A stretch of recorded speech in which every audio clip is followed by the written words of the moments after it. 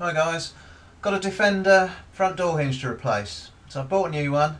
This is a brick part one, which is pretty good. I think the whole thing with postage was about a tenner. But it's got slight casting, what do you call it, sort of rough finish. So I'm just going to take that off so that the finish is a little bit better once it's painted.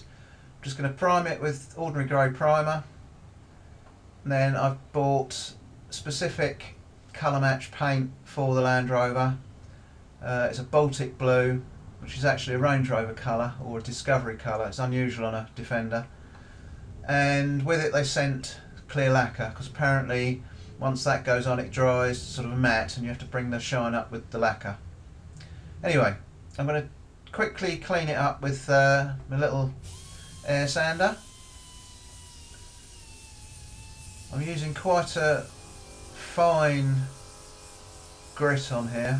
I don't want to put any more marks in it. I just want to take the little lumps off the top of the sort of casting marks. Basically because the ones that are on there already are quite smooth. They still have got casting marks in them. So I don't want to take too much off, otherwise it'll look odd. But I think it's just a bit too much. I might be being a bit fussy, it might all disappear once it's painted. The paint might fill it all up, but I'm just going to go over it and take any little imperfections off. And so this is a brick part. I could have gone for a genuine Land Rover one, which was about, I think about 23 quid. But I thought I'll give the tenner's worth a try. You can get them even cheaper, but you know, same old story, you get what you pay for. So I went middle of the range. Bearing in mind I do get in and out of this thing all day, so the door does get some quite heavy use. I'm just going to change that disc, see what we've got. Slightly finer one.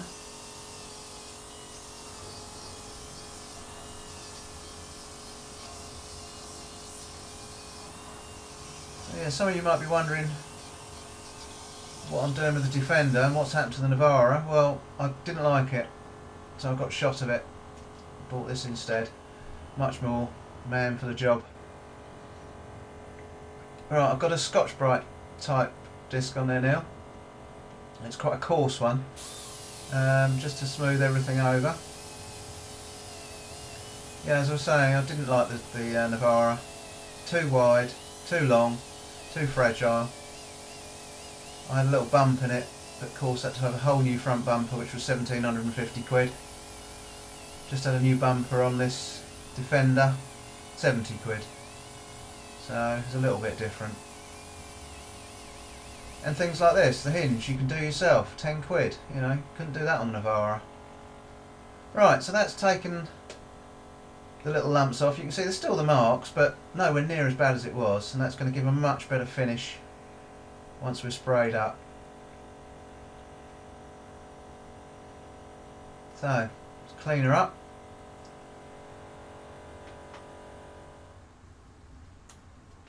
I'm just going to wipe it over with some denatured alcohol, or meths as you might know it in this country.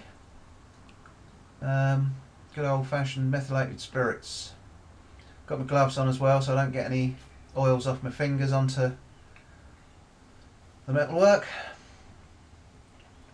Give it a slosh, just wipe over. It's not only getting any grease off, but it's also getting the dust off from sanding it.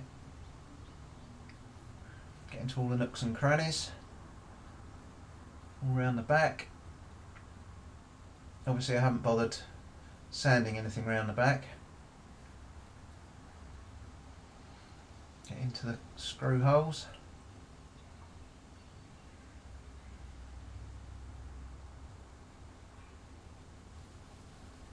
This stuff dries really quickly and it leaves a nice clean finish. And put it on this bit of grease proof. Actually, it's probably not a good idea. It's that wax proof stuff. It might have some sort of coating on it. It's what the hinge came in to stop it rusting. No, that's probably not a good idea. Make sure there's nothing on there. Let's put it on another piece of this Just this tissue stuff, wiping stuff. Right, let's put my meths away. Get that out the way.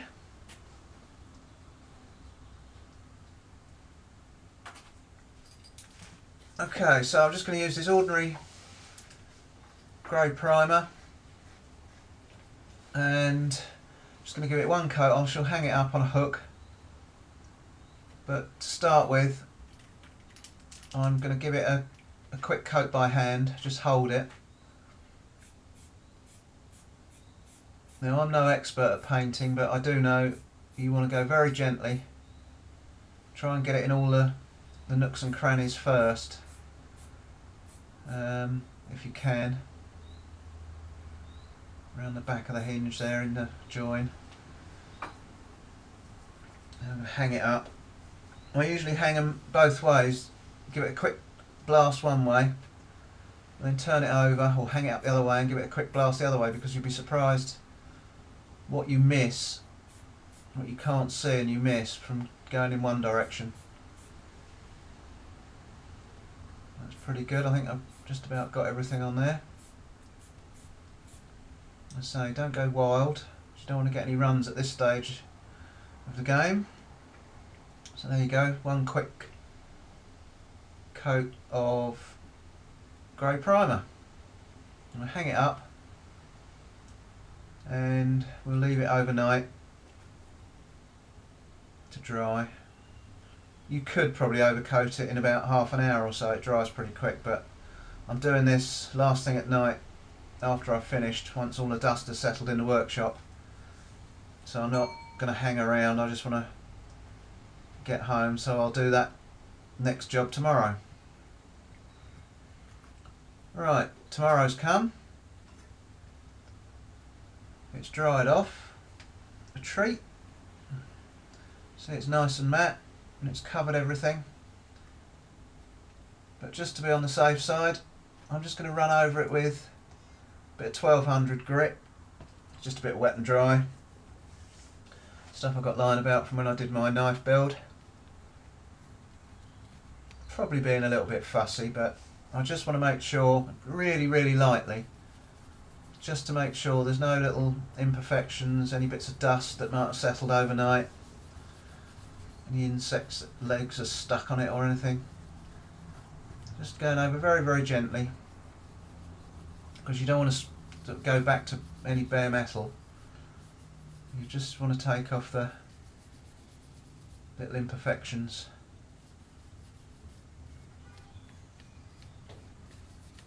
I was always told that the more effort you put in, see there's not a lot come off, the more effort you put in, the better results you get out. And over the years I've learnt that that's actually a very true saying. So I'm just going to dust it off now. I ought to have a tack rag, but of course I haven't got any of that, which is just a sort of sticky rag that the painters use. I'm just going to get the worst off with this. That should do it. There you go. We're all set for a coat of the top coat. Now this stuff, I think I actually got it from Ireland. I might put the link to the company in the description, because I've been really impressed with it. It was quick to come. It's mixed up to the manufacturer's specification. It's got a great nozzle on it, so it's like a proper spray gun. So yeah, I'll put the link in the description. Give it a good old shake up.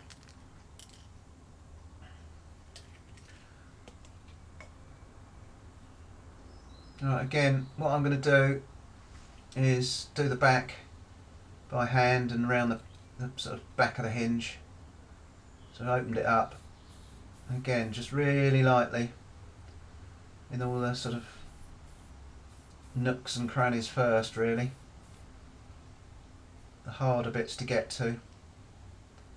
Because if you don't, when you try and get to them, you'll obviously output too much on the bits you've already done. And that's when you get runs. So I'm just going to hang it up now.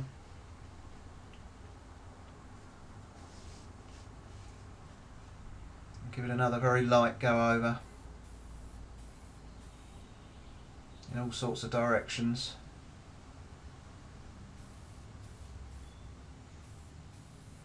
So I'm no expert, but I have learnt over the years in painting various bits of ironwork that don't go mad with the paint. You get run so easily. I'm going to call it a day for that coat. It's covered it pretty well. There's probably a few little bits that haven't covered, so I will give it a quick spray up the other way. That looks pretty good to me. So I shall leave that again to hang overnight and go properly hard. And that will probably go matte like this. This was something I just tried the paint on to start with. You can see how dull that's gone. And that's what that hinge will go like before we put the lacquer on. I don't know why it does that, but that's what I'm told is the norm. So we'll see what happens, what it looks like tomorrow. Right, tomorrow's come, as if by magic, and it's dried off a treat. I've just had it wrapped up because I've been doing some other work, didn't want to get it dirty. And you can see how flat that's gone. It's not gone completely matte. It's sort of a satin finish, but it's definitely dull. You wouldn't want to be putting that on your motor as it is. So what I'm going to do with the lacquer, I've had experience with lacquer before and it's usually quite runny, so I don't want it to run down the face. So if it's going to run, it will run down the sides if I lay it flat. So that's what I'm going to try and do. But again, I'll try and hold it by hand and give it a quick spray in the back. And then I'm going to set it up on this tin so I can see round it easier. Right, I've got a block of wood and some nuts just so it's up in the air so I can sort of see round it. And then I shall spray the back, put it back on there and then spray the rest of it. So let's give it a quick blast in the back. Again, I'm not going to be too fussy in the back, I want to get it covered, but you can see what a lovely spray pattern these nozzles give from this company. Definitely different from your normal average tin of spray. Let's see if I can get it set up on these nuts. No, of course what's happened is the lacquer has made it all slippery and it's not going to sit up very well, I don't think. Is it going to stay there? I hope that's going to stay. I hope so. I don't want that falling off and damaging it all. But yeah, I think that's got it. So let's give it a quick spray around.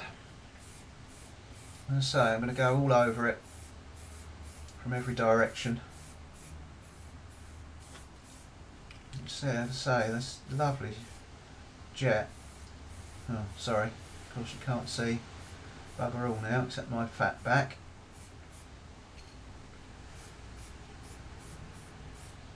It's a shame that the light isn't better in this workshop because that is really shiny. If that stays that shiny, that'd be lovely.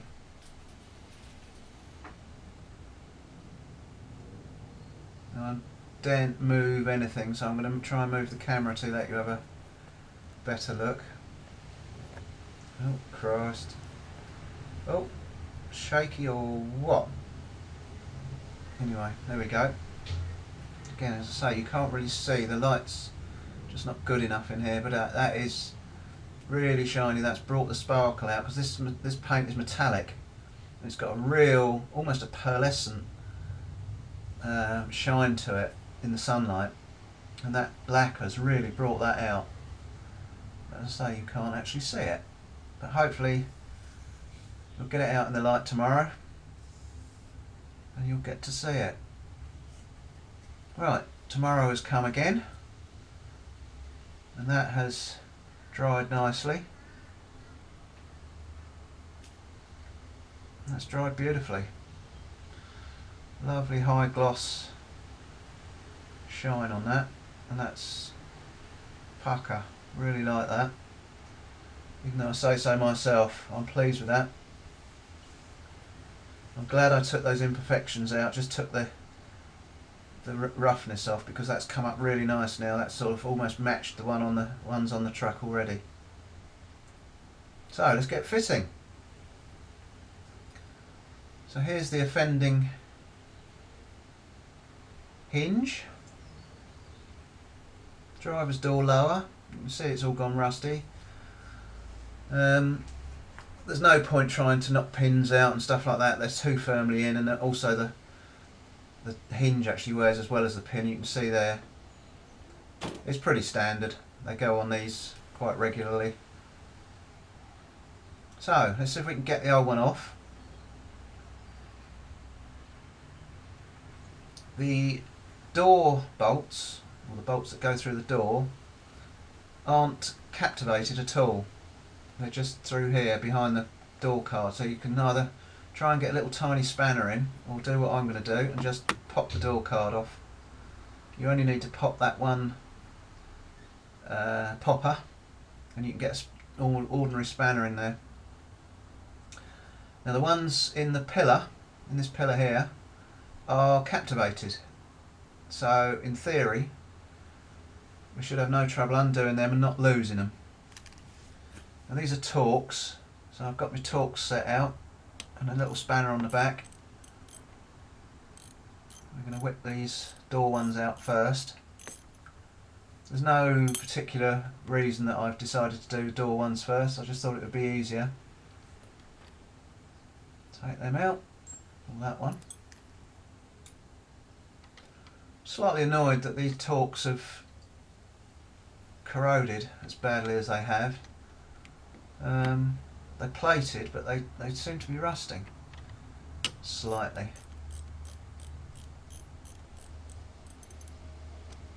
I think I might have to invest in some stainless steel ones. Add that to the list of wants. You see the spacer coming out the back there. Now I'm supporting the door with my left forearm, taking the weight because you don't want to let it drop. I think this bottom bolt is actually sort of screwed through that spacer, so I'm sort of struggling here to get hold of the spacer, and oh no, it's off. That's it. Right, now I'm just going to gently shut the door whilst we remove the front of the hinge. This should be fairly straightforward if these are as reported and captivated.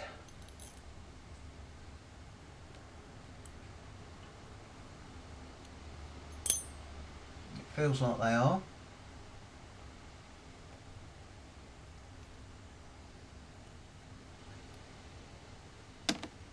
Bugger.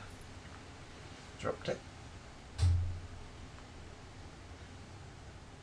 It's a shame that the weather's turned today. It's been bright sunny the last few days, and it's been tipping with rain this morning, so it's really dull and overcast, which is a bit of a nuisance. But hey ho, there you go. Now you can see the captivated nuts, these little spring clips, just go through the pillar. I'm just going to clean it all up before I put the new one on. Again, I've just got a little bit of meths on the back there. Just clean all the muck. Looks like they must have had the door hinge slightly undone when they sprayed this. Looks like it was white originally. I suppose it was a special paint job, so it may well have been white originally. Clean up everything, clean up the spacers, get all the muck off them. There's no point putting dirty stuff back on. Doesn't take a second to clean everything. There you go, like new. That's the door one.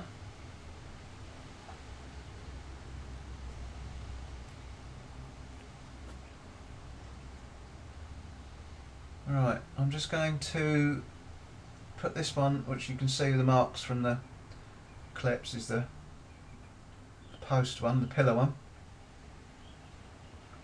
Just going to line that up with the hinge.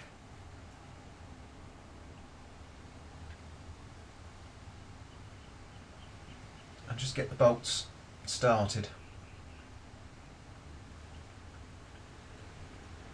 No point doing them up too tight yet.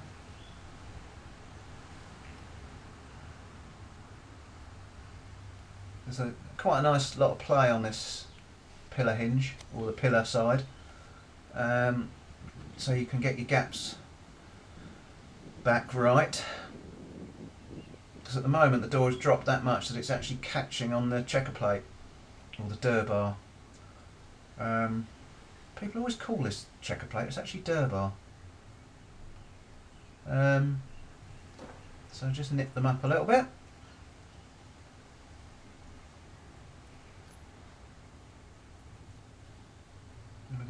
Do the same with the door ones, just push them through the door.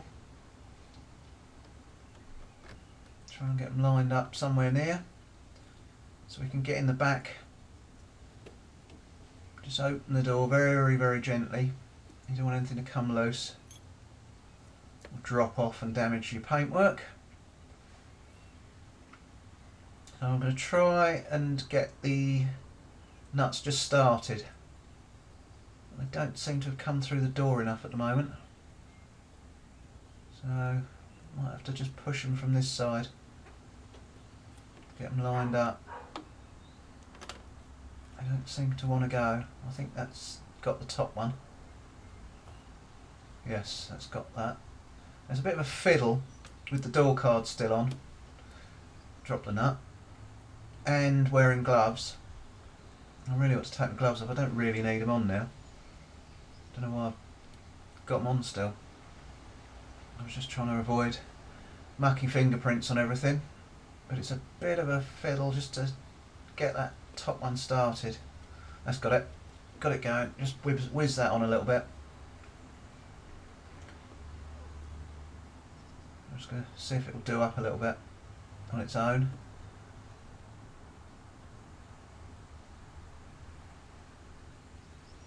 Doing up, but I think that's just going round now. So we're going to have to get the spanner on it eventually. Just want to see if I can get the bottom one just started. It needs to push through a little bit more. Perhaps if I just try and again, I think it's catching on either the spacer or just the inner of the door. That's gone in just enough now. I can get the nut on.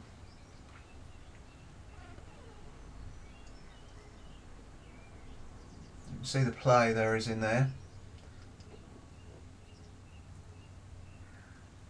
So you can get if you've got help, you can get your mate to hold the door up while you align it up. I've shut the door again, and I'm just gonna tighten up these pillar ones. Actually, I've forgotten to show you something. I actually forgot to put the camera on when I did it. Because the door wouldn't shut in its new higher position, I had to move this slam plate, or whatever it's called, catch. Just undid the bolts, moved it up, did them back up again obviously, then shut the door, and that's given me my gap underneath. The actual door plate's holding it up. So that's a way of doing it if you're on your own and you haven't got a mate with you. You can see now that's a good 1/8 of an inch off that dur bar capping. It's approximately the same most of the way along there. So I don't think any of these Land Rover doors have an equal spacing all the way around. get it as good as you can. So now it's all up, held up by the door or the catch. You can start doing stuff up. Now that one is going round and round again. Now that one has caught, so that's nice and tight. So now I should be able to open the door without it dropping again. So it's working a treat. And then we can do up the bottom one with the spanner. Get the spanner in behind the door card. You might find you've got to pop the door card back on to shut the door. But if you only pop the one popper out in this corner, you might get away with it. So now I've got the spanner on. I'll try and feel my way from the opposite side of the door without doing any damage.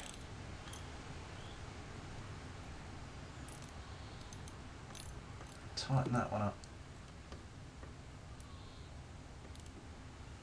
Not going to do it up horrendously tight, but just a nice little. There's probably a torque setting for it, but I haven't even got a torque wrench, so I'll do it by feel. So that should be it, and that's it shutting nicely. So let's just have a little look. Before I used to have to really slam it. Look at that, lovely. Because it was having to jump up off that plate. Nice gap. Yeah, pleased with that. Very pleased. And as I say, I'm a real shame that it's not sunny, because you'd see that that paint match is really, really good, and how sparkly it is when the sun's on it. But as I say, it's as cloudy as anything today. And although there it doesn't look as if it matches very well, I think it's just the way the light's hitting it, because in real life, in reality, it's a very, very good match. I'm really, really pleased with that tin of paint that I was sent. You'd never know the difference. If you move across, perhaps it might look better. Yeah, see, it looks a bit better there. And yeah, I'm really pleased with that. Just a shame about those bolts, but hey ho, we've got the Land Rover Fest coming up shortly, so I'll probably see if they've got anyone's flogging any stainless steel ones there. Still can't quite see the sparkle in that.